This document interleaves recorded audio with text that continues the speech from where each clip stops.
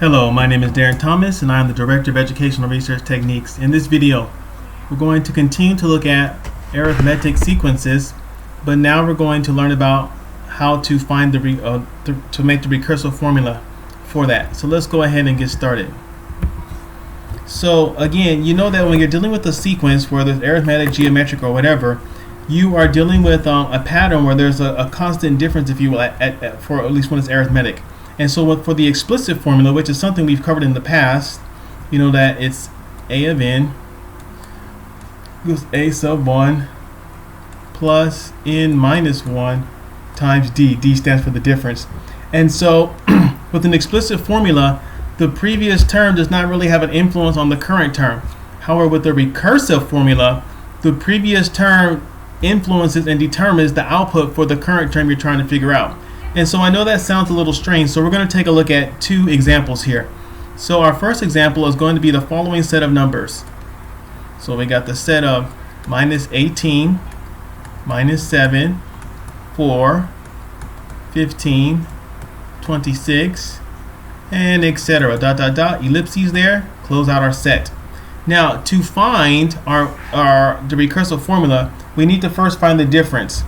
And so in this particular situation, this is how you calculate the difference. I'll show you this. So you take, D is going to equal, you're going to pick a term. So for example, this is A1 right here, this is A2. So we're going to put in A2 first, so A sub 2. So minus A sub 1. That's how you get that.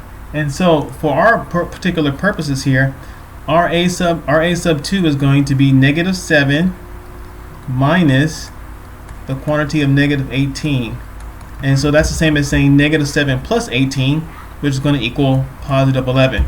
So this is our difference right here. Let me put the D right there. That's our difference, positive 11. And so if we want to write our recursive formula, this is how it's going to be. And I forgot to mention this earlier, but here's the example that it's going to be here. So it's going to be a sub n equals a sub n minus 1 plus 11, where 11 stands for our d. And this is for when n is greater than or equal to 2. That's how it works. And so the key thing here, again, I forgot to mention this earlier, is that you have this n minus 1, sub n minus 1. And so you always subtract 1 because you're going to use the prior term to determine the current term. That's why it's minus 1 there. So I'm going to use A1 to figure out what A2 is. I'm going to use A2 to figure out what A3 is, and that's why you subtract 1 each time. And that's the answer for that one. Let's do one more.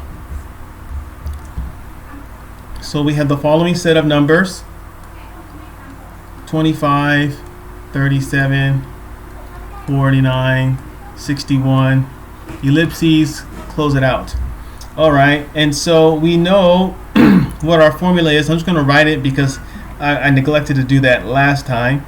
It's going to be a sub n equals a n minus 1, let's see here, plus d. Okay, that's our generic formula. And so now what we're going to do here is we're going to take an actual quantity. So this is our a sub 1, this is our a sub 2. And so to figure out the difference, again, that was on the previous slide. We're trying to solve for this guy right here. The difference is going to be when you take d is going to equal a sub 2 minus a sub 1, like so. So when I take 37 minus 25, we all know that I get 12. And so that's what our d equals. And so to complete our formula, in other words, to deal with this guy right here, our recursive formula for this arithmetic sequence, because remember when we're talking about arithmetic, the difference between the terms is constant every single time, is going to be a sub n equals a sub n minus 1 plus 12, like that. And you can clearly see that. 25 plus 12 equals 37, 37 plus 12 equals 49, etc. And so that's essentially how you do this. So let's go ahead and recap what we did and wrap up this video. So in this video, we looked at how to find the recursive formula for an arithmetic sequence.